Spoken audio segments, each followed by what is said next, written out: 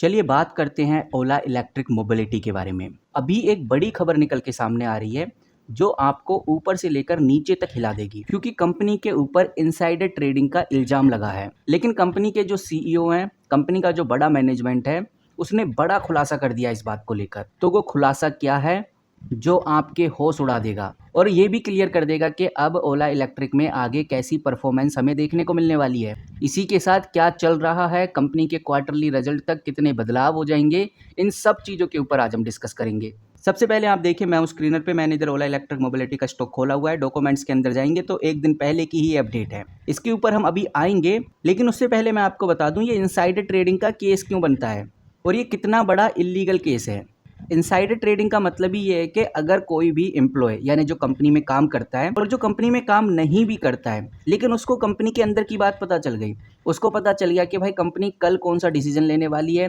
परसों क्या करने वाली है, उसके बाद क्या करने वाली है। मान लो उसको इन्फॉर्मेशन मिल गई और उसको पता चल गया कि भाई इस डिसीजन के बाद जो कंपनी कल लेने जा रही है इससे स्टॉक बहुत तेज़ी से भागेगा या बहुत तेज़ी से गिरेगा, उसको ये जानकारी मिल गई और उसने उसी हिसाब से उसी जानकारी का यूज़ करके एंट्री ले ली, यानी कि शेयर्स को खरीद लिया या फिर बेच दिया। तो इसको बोला जाता है इनसाइडर ट्रेडिंग। यानी कि कंपनी आगे क्या करने वाली है, कौन से डिसीजन लेने वाली है, जो पब्लिक को बाद में पता चलेगा लेकिन कंपनी के एम्प्लॉय को पहले पता चल गया और उसने एक्शन ले लिया। तो ये तो अनफेयर हुआ, क्योंकि जो पब्लिक है जिसने ओला इलेक्ट्रिक में पैसा लगा रखा है उसको तो इस हिसाब से फ़ायदा ही नहीं होगा। तो इसीलिए ये जो इनसाइडर ट्रेडिंग है इसको इलीगल माना जाता है और कंपनी के ऊपर इनसाइडर ट्रेडिंग का ही इल्जाम लगा है। लेकिन कंपनी ने यहाँ पर बिल्कुल पीछे नहीं हटी और एक बड़ा खुलासा कर दिया है।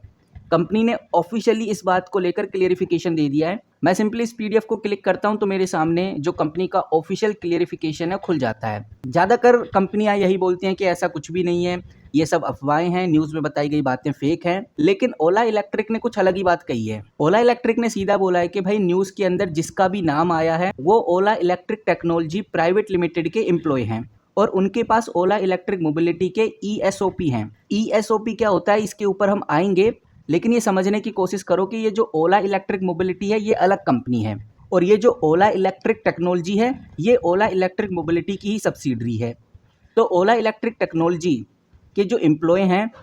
उनके पास ओला इलेक्ट्रिक मोबिलिटी के ESOP हैं और उन्होंने नॉर्मल ESOP एक्सरसाइज की है, जिसकी वजह से न्यूज़ को और मीडिया हाउसेस को लग रहा है कि इनसाइडर ट्रेडिंग हुई है। और ये पूरा क्लियरिफिकेशन आप इधर देख सकते हैं। हालांकि कंपनी का सीधा कहना है कि कोई भी इनसाइडर ट्रेडिंग नहीं हुई है, ये सिर्फ नॉर्मल ESOP एक्सरसाइज है। लेकिन सबसे बड़ा पॉइंट तो ये है कि भाई ये ESOP होता क्या है और इसकी वजह से इनसाइडर ट्रेडिंग का इल्जाम कंपनी के ऊपर कैसे लग गया। ऐसा इसमें क्या चीज़ें होती हैं जो एक इन्वेस्टर को पता नहीं और न्यूज़ रिपोर्ट बोलती है कि भाई ओला इलेक्ट्रिक के अंदर इनसाइडर ट्रेडिंग हो रही है। तो यहाँ पर हमें ESOP सिस्टम को समझना है। ESOP यानी कि एम्प्लॉय स्टॉक ओनरशिप प्लान, ये एक ऐसा सिस्टम होता है जिसमें कंपनी अपने एम्प्लॉय को बोलती है कि भाई आप अपनी ही कंपनी के शेयर्स को खरीद लो, यानी कि एक ऑप्शन देती है कि आप खरीद सकते हो और ये जो ऑप्शन होता है ये डिस्काउंटेड रेट पे होता है।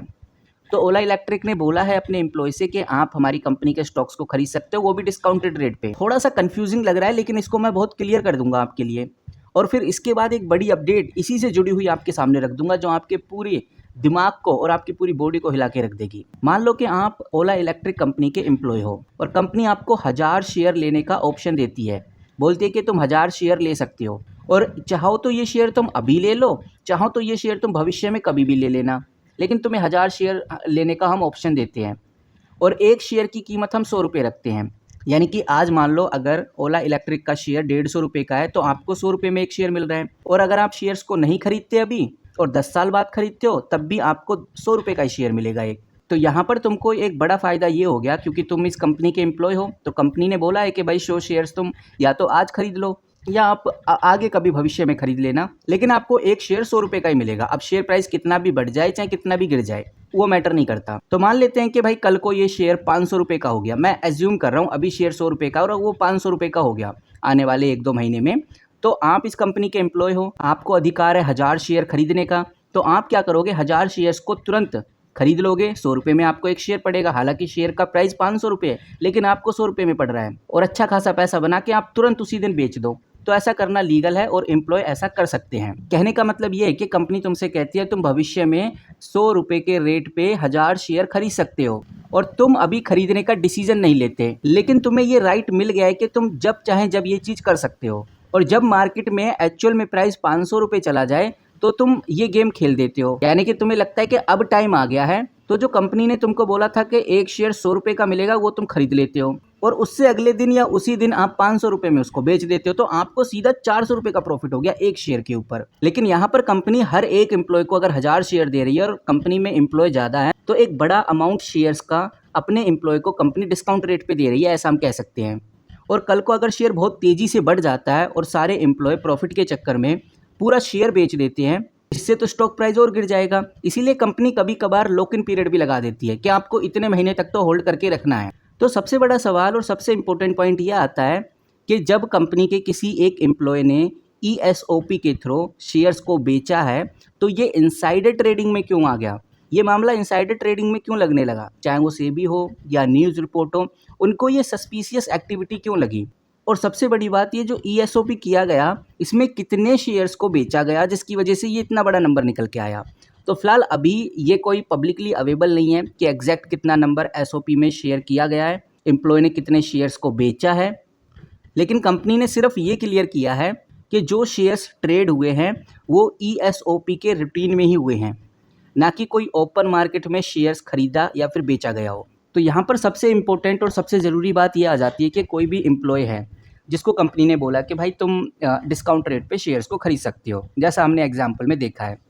तो एक एम्प्लॉय अगर होल्ड करके रखता है क्योंकि उसको विश्वास है कि हमारी कंपनी अच्छा परफॉर्म करेगी, आगे ये शेयर और महंगा होगा और अच्छी अपॉर्चुनिटी मिलेगी और प्रॉफिट मिलेगा, तो अगर वो ये सोच के होल्ड करता है तो इसका मतलब उसको पता है कि कंपनी में अच्छा काम चल रहा है, सब कुछ बढ़िया चल रहा है और वो और मेहनत करेगा क्योंकि वो भी चाहेगा कि हमारा जो स्टॉक है वो तेज़ी से बढ़े और स्टॉक बढ़ेगा तो हमारा प्रॉफिट भी बढ़ने लगेगा। इसीलिए ESOP किया जाता है ताकि एम्प्लॉय का मोटिवेशन और तेज़ी से बढ़ सके। अब सबसे इम्पोर्टेंट और सबसे महत्वपूर्ण बात यह है कि अगर ESOP के अंदर किसी एम्प्लॉय के द्वारा स्टॉक्स को बड़ी क्वांटिटी में बेचा जा रहा है, इसका मतलब उसका ट्रस्ट क्या कमज़ोर हो रहा है ओला इलेक्ट्रिक में, क्या उसको लग रहा है कि ओला इलेक्ट्रिक में कुछ होने वाला नहीं है, इससे अच्छा बेच ही दो, जितना प्रॉफिट आ रहा है वो निकाल लो। तो मैं आपको बताना चाहूँगा ये एक मिथ है। अगर कोई एम्प्लॉय ESOP में एक्सरसाइज करता है यानी कि स्टॉक्स को बेचता है तो इसका मतलब ये नहीं है कि कंपनी अच्छा काम नहीं कर रही या कंपनी की परफॉर्मेंस अच्छी नहीं है। रियलिटी तो ये है कि भाई हो सकता है कि उसको उतना ही प्रॉफिट चाहिए क्योंकि वो भी एक इन्वेस्टर की तरह ही देख रहा है, वो भी एक हमारी और तुम्हारी तरह ही देख रहा है, वो भी छोटे छोटे प्रॉफिट से खुश होना चाहता है, वो भी चाहता है कि चलो ठीक है कंपनी ने ये ऑफ़र दिया है तो इस ऑफ़र को एग्जीक्यूट किया जाए, थोड़ा फ़ायदा उठाया जाए, अपने काम काज में लगाया जाए, पैसा गाड़ी घोड़ा खरीदे, तो वो भी इन चीज़ों को चाहता है। तो इसलिए रियलिटी तो यही होती है ज़्यादातर एम्प्लॉयज़ की कि वो प्रॉफिट लेना चाहते हैं, हालांकि वो ये नहीं देखते कि भाई कंपनी वीक हो रही है तो इसलिए मुझे बेच देना चाहिए या फिर कंपनी बहुत तेज़ी से बढ़ रही है तो मुझे होल्ड करके रखना चाहिए। बहुत सारे एम्प्लॉय ये बात नहीं समझते। ऐसा नहीं कि हर एम्प्लॉय ये चीज़ें नहीं देखता, कुछ एम्प्लॉय हैं जो देखते हैं, लेकिन 80-20 का प्रिंसिपल इधर काम करता है, यानी कि 80% लोग तो सिर्फ प्रॉफिट देखते हैं और निकल जाते हैं, लेकिन जो 20% होते हैं वो कंपनी की ग्रोथ और उसके ऊपर एक्शन लेते हैं। लेकिन सबसे इंपॉर्टेंट बात जो मैं आपको बताने जा रहा हूँ, तो कब ESOP बेचना नेगेटिव सिग्नल माना जाता है, यानी कि कब ESOP बेचा गया है और ये एक बहुत ही नेगेटिव हुआ। तो यहाँ पर ये चीज़ हमें ध्यान रखनी है, अगर मल्टीपल टॉप लेवल एग्जीक्यूटिव एक साथ अपने शेयर्स को डंप करते हैं, एक साथ ESOP बेचते हैं, टॉप लेवल के एग्जीक्यूटिव, तब कहीं जाके हम कह सकते हैं कि भाई अब तो कुछ गड़बड़ है, अब तो कुछ बड़ा होने वाला है। अगर वो IPO के बाद न्यूज़ से पहले ये चीज़ करते हैं तब भी एक नेगेटिव माना जाता है, और अगर कंपनी के फंडामेंटल वीक लग रहे हो उसके बाद ESOP हो रहा है तो ये भी एक नेगेटिव माना जाता है। तो ओवरऑल कहने का मतलब ये है, कंक्लूजन पे आए तो यही बात समझ में आ रही है कि भाई ओला इलेक्ट्रिक के ऊपर जो एलिगेशन लगाए गए हैं उसका जवाब ओला ने बखूबी दिया है, और ओला ने बताया है कि भाई ऐसा कुछ भी नहीं है, कोई भी इनसाइडर ट्रेडिंग नहीं हो रही है, ये सब न्यूज़ है, अफवाहें हैं, और इन न्यूज़ पे बातें ना करें। बाकी आप क्या सोचते हैं इस बारे में कमेंट करके ज़रूर बताइए, आपकी क्या राय है वो भी हम जानना चाहेंगे। फिलहाल इस वीडियो में इतना ही, यही न्यूज़ थी। अगर कोई और बड़ी अपडेट, कोई बड़ी न्यूज़ आएगी तो सबसे पहले आपके साथ शेयर करूंगा। मिलते हैं किसी नए वीडियो के साथ, तब तक के लिए take care and good bye.